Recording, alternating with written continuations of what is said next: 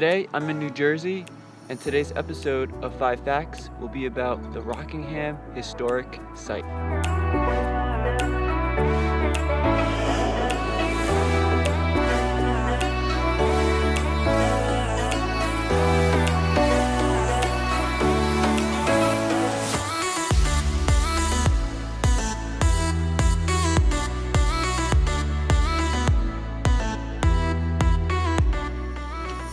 Rockingham served as General George Washington's final Revolutionary War headquarters in 1783. It was on October 31st of that same year that General George Washington and Congress had received the long-awaited news that the Treaty of Paris had been signed, effectively ending the Revolutionary War and granting the 13 colonies independence from Great Britain. As one of Washington's final acts, he wrote the farewell orders to the armies of the United States here at Rockingham, which was then delivered to the Continental Army at West Point, New York.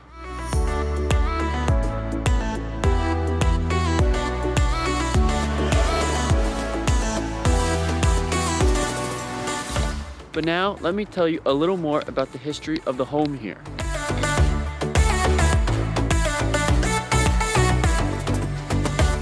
The home here, which was originally a two-story, two-room frame house, is believed to be the second oldest home here in the Millstone River Valley, built about 1710. The house here, and about 100 acres, was purchased by John Berrien, who enlarged the house in the 1760s for his growing family and added land that totaled over 360 acres to use as a substantial farm.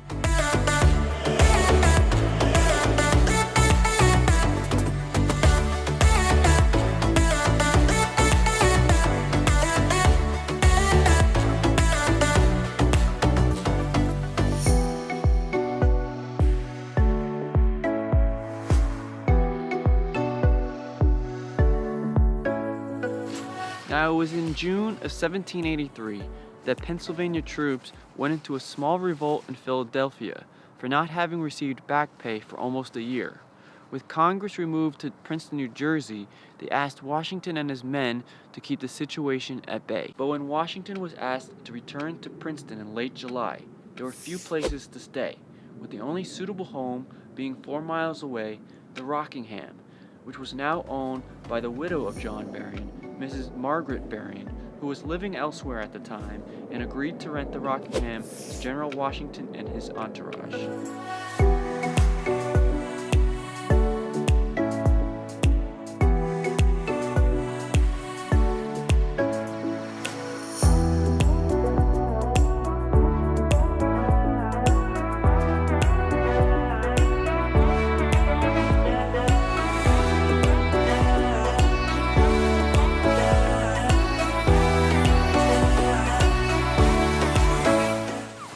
General Washington would ultimately stay here over 2.5 months, from late August to early November. He would go on to entertain a few notable guests here, including Congressman James Madison and Elias Boudinot, General Benjamin Lincoln, and revolutionaries such as Robert Morris and Thomas Paine. In September, he even hosted one party that had nearly 200 guests.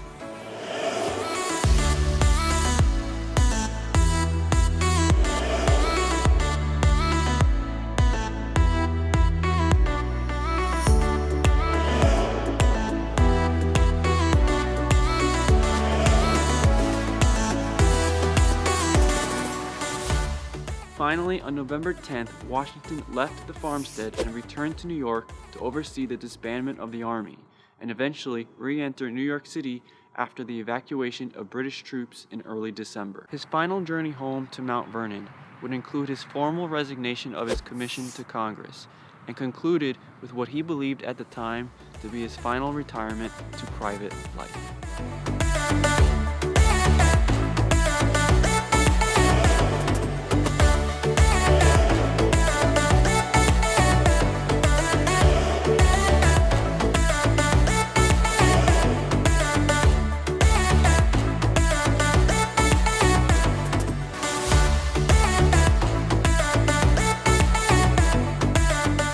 Now, interestingly enough, Rockingham was not always located in this general area.